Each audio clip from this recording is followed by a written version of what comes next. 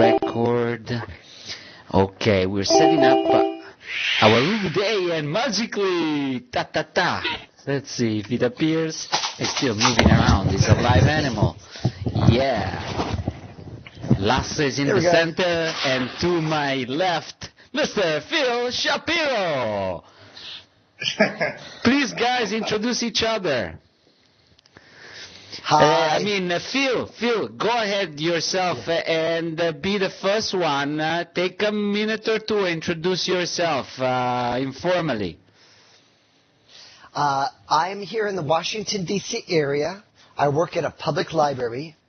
I help people we have 28 Linux computers for the public. And I'm also interested in web multimedia and collaborative technologies. So I read Robin's blog and I learn new things.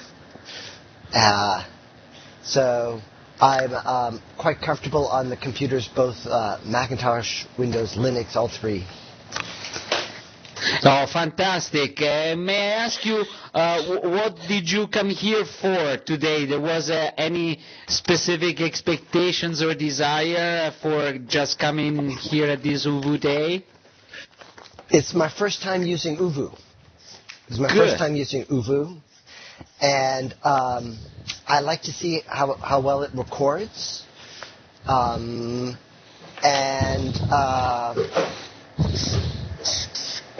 I'm interested in the citizen journalism uses of Oovoo for the interview process.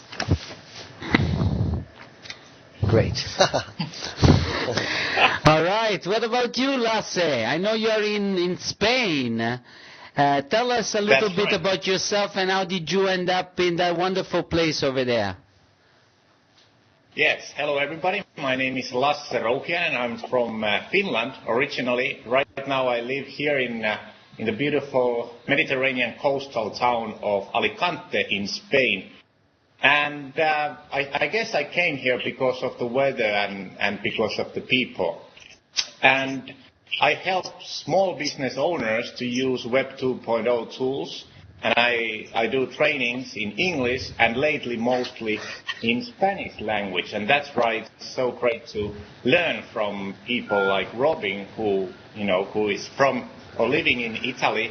And I also highly recommend your blog to everybody. It's been a great inspiration for me in many ways. So that's basically a bit about me. That's fantastic, Lasse. Thank you for the introduction. Actually, let me ask you something about this thing you do in your life. You say you teach small business how to do Web 2.0 stuff. That's quite interesting. I would actually like you, before you answer, if you have a headset yourself hanging around on your table, if you can put it up, that will help us a little bit more, because I'm going to record also live. I'm sending what we're doing live, and I want to use a little bit my speakers, but I realize there is too much echo. Let's try now with your headset. Okay. Lasse was following me when I was streaming last night from my car, so he knows that I enjoy doing crazy things. But tell me now about this interesting work you do about training small companies about Web 2.0. What's all about? Well, I'm hearing myself 2 times, but no problems.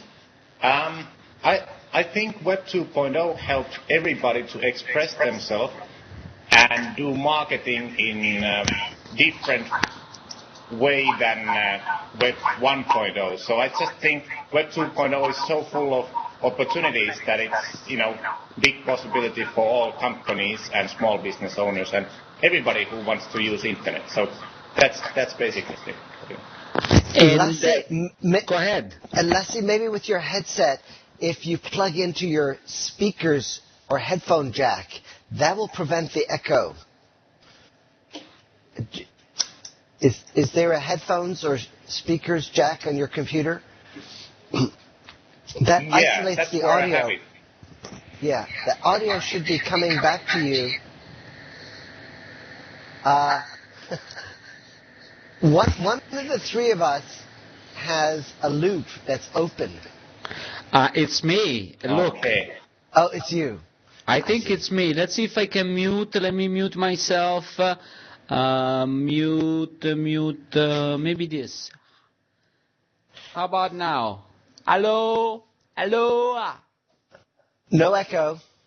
No echo. Can you hear me though? No echo. Yes, I can hear you fine. Oh, No good. echo.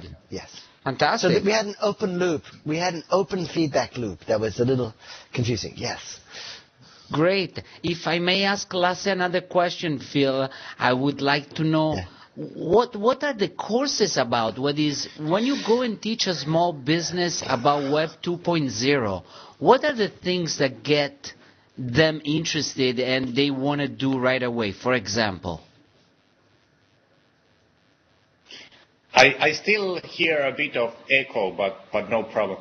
One of the things I encourage people to do is just to use online video, something like YouTube, just to communicate to their target market and tell what they are doing, and in this way get more exposure in using online marketing, because I think video is the best way to build trust and to communicate to people. So using YouTube and video is one of my main things. Oh, that's cool. Phil, you're a great video user. I mean, you've done lots of experiments and was one of the few people I met that was looking to get some kind of solution for these video interviews and mixing different video streams. How's your explorations going? Thanks for asking. Explorations were a little bit on hold because I found that the techniques I was using were a little too cumbersome and complicated, even though they were effective. Now I think this MyOoVoo, which is a no-cost solution, this no-cost solution that's a turnkey, does not require any sophistication on the part of the participants in terms of technical skills. So I'm much more interested in this MyOoVoo than I was. I was working in this little project called Rose Times. But I think this MyOoVoo thing is, when they have the Macintosh version, and I hope they will consider a Linux. Linux is the wave of the future, so it's nice to consider that when they make the other versions of the software. So what's your ultimate tool right now, Phil, when you want to do a video interview? You want to interview somebody in video and you want to record and publish it. What do you suggest people do when they have that situation? I've been using the cross-platform tool called SiteSpeed. SiteSpeed is nice. It's Windows and Mac. The one downside is to record, it costs $10 per month. $10 per month is they're fee-based. The video conferencing software is free, and only one person has to pay the $10, so that if I'm interviewing somebody, they can use the free version. And you can do Mac and Windows, and it's pretty nice. But I think MyOoVoo goes one step beyond SiteSpeed with the three-dimension looking, it looks like iChat, and 6 people. Although the 6 people, I think, need some very serious bandwidth to look good. I think 3 people is ideal. What we have now is ideal, maybe, for discussion. That's a good point. Do you guys know how much bandwidth we're using right now to do this? You want to know? I've got some good bandwidth on my side, cable modem. And my upstream is pretty nice. And my downstream is very good. But I would like to be using the fiber optic Fios. I will probably move to a house in the next year or two, or apartment with fiber optic. Oh, that's cool. We have fiber optic here. Pretty nice. Oh, the DU meter is telling us that we're using about individually not more than 350 kilobits of bandwidth to get the video through, and I'm not using more than less than 100 kilobits to upload my stream. So it's very bandwidth efficient, even though we are 3 people streaming. Is not using like we a multiplier, direct linear multiplier of the bandwidth of each one. It's doing something whereby this is optimized for everyone. Well, that is interesting. We get some slight pixelation, Robin, from your side when you move your head too quickly. Yeah, if you're moving your head too quickly, we get the pixelation. Yes. Okay, yeah. I guess I have not very much bandwidth available right now, and maybe we can check that our friends there are not downloading everything in the world, and that will help a little bit. Lasse, I've made all the questions, but maybe you came here because you wanted to know something specific, and I'm sure you, in the meanwhile, you have discovered where the echo was coming from, huh? But I don't know, but I'm still getting the echo, but no problem.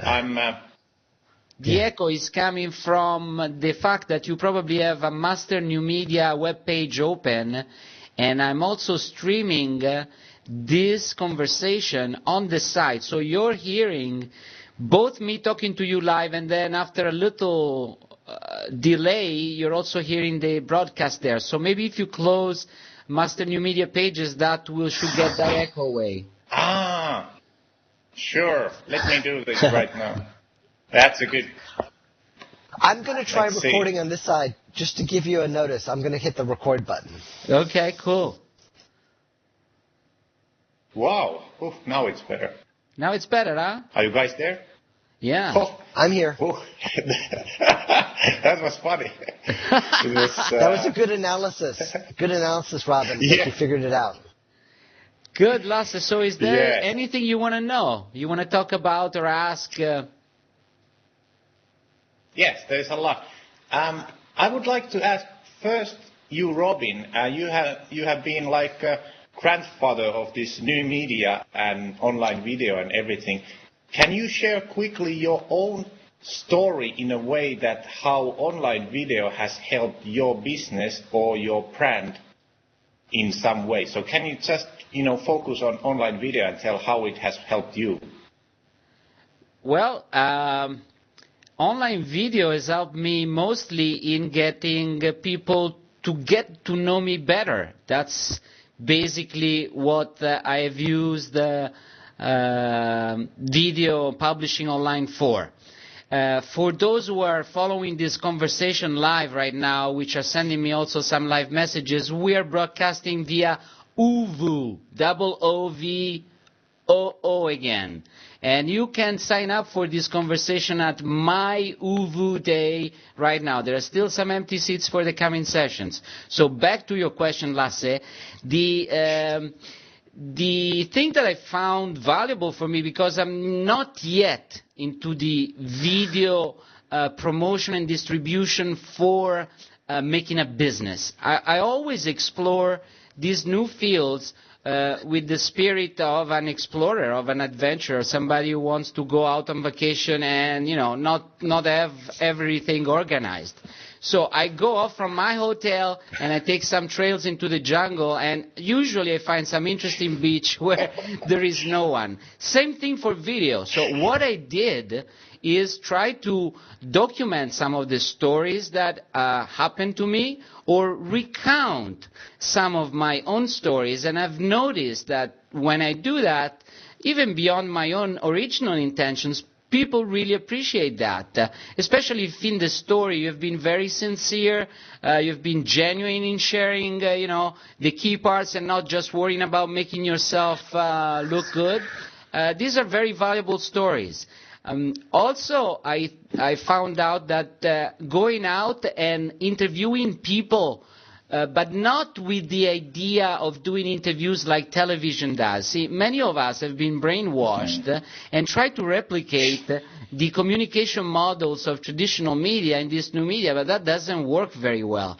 So instead of going out and making interviews and asking just, a little more famous people than you, what do they do and what's next and what they have done before, which is only interesting in a limiting way, you should go out and interview, as I did, people that you have some serious interest yourself. I mean, people that you admire or that you hate or that you are passionate about, and go ask them some interesting question, because those questions will help you first find out something interesting. So the moment you let your content be driven somehow more by also self-interest, things that interest you seriously, personally, that touch you personally, then you tend to extract more valuable things for those that are like-minded like you.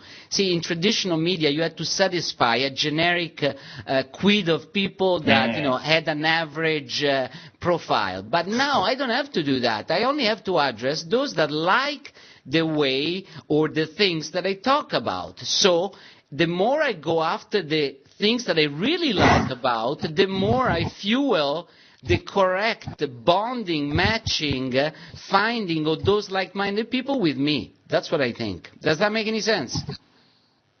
It makes a lot of sense. Thank you. Here in the Washington, D.C. area, they took one of the best reporters, the columnist for the Washington Post, and they sent him onto the street with a camera crew to do on-the-street interviews. And he looked awkward, and it felt awkward to watch it because he is so good at thinking and writing. And what they need to do, instead of going for the on-the-street interview, is for this man who is very thoughtful to invite somebody into his office and have an hour-long conversation that's an intimate, personal conversation archived on the web. And it's not replicating what the television news does. It's the new media form with high sincerity rather than low sincerity. Good. Can you share more? Where can we see it? It was WashingtonPost.com, and the reporter's name was Cortland Malloy, and he just looked awkward out on the street asking very short, superficial questions like, what do you think about the upcoming presidential elections? It's a very superficial, generalized question, and he's only looking for a 60-second sound bite from somebody. This is not meaningful. And this is doing like television does. And he is not a television reporter. He's a fabulous thinker.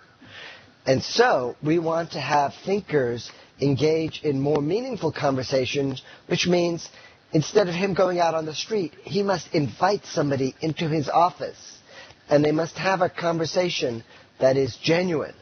That would make for very interesting viewing. And it's not wasting people's time. Like, he was wasting his own time, wasting the public's time by pretending to be a television reporter when he is a print reporter. What do you think, Lasse? I think that's an excellent example, that one that we can all learn. And the great thing of this kind of online video is that everybody can share their story and express themselves. And it's interesting how you can use this also in marketing. You can use online video to increase your business, but you don't have to sell anything. You just express yourself and tell your story. So what I think that's quite, great and so really good stuff. Cool. Yes, when I do business with a company, I would like to try and determine the sincerity level of the CEO or founder of the company. If it's a small company, if I can see their eyes and hear their voice, I have some trust in what I'm spending my money for, and I have an inner sense that I am not participating in a company that might be closing next month. Sometimes companies come and go, but so if you have that sincerity, that's a good point. Sincerity is hard to represent on a website, but it's more easily represented in video. We have some questions from some of the audience, the small audience that is following live, would like to pose some questions to to each one of us, but they're going to come up. So I just wanted to tell you that there are people who are following and are saying that you're saying some interesting things. So Melanie, I think you're following, and though I don't know you, here is the question. How should non-trained ordinary users become broadcasters? Who wants to take a shot at this? Again, the question is, how should non-trained ordinary users become, what was that? Professional broadcasters? Let's see that message again. Become broadcasters. What do you think, guys? If journalists don't know how to be interesting, I mean, how can non-trained ordinary users become broadcasters? I can give you an answer. Wow. First, start with the things that you care about and create some messages. You don't even need to have a camcorder to create video for YouTube. You can create video with digital still images and narration. And you can use free software, iMovie for Macintosh, Windows Movie Maker for Windows. So, first step is to think of a message you need to communicate to the world. It can be 60 seconds. It doesn't have to be 5 minutes. And you can read the instructions on YouTube or take a class or find a mentor, a local youth or an adult who will mentor you on the few steps it takes. But you can make a YouTube video. The complexity is the same as sending a file attachment to an email. If you can send a file attachment to an email, you can be the video producer on YouTube. Lasse? That's right.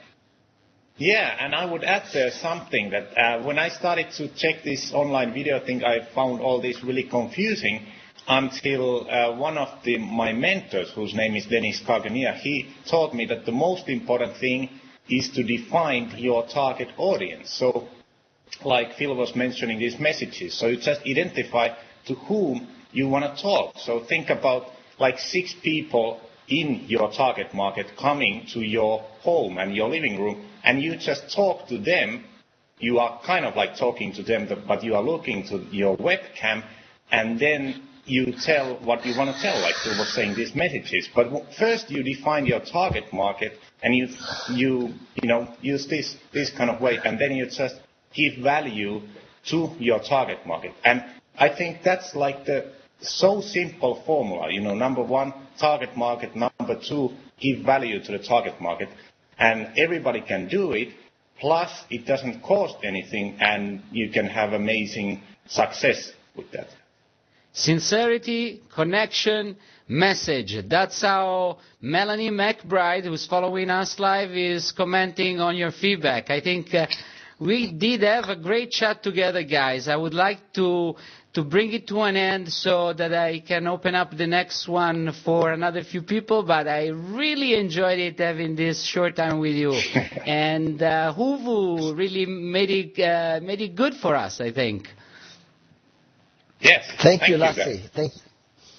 Thank you, Lasse. Thank you, Phil. And look forward to get together again next time more privately to explore more of the things that interest us.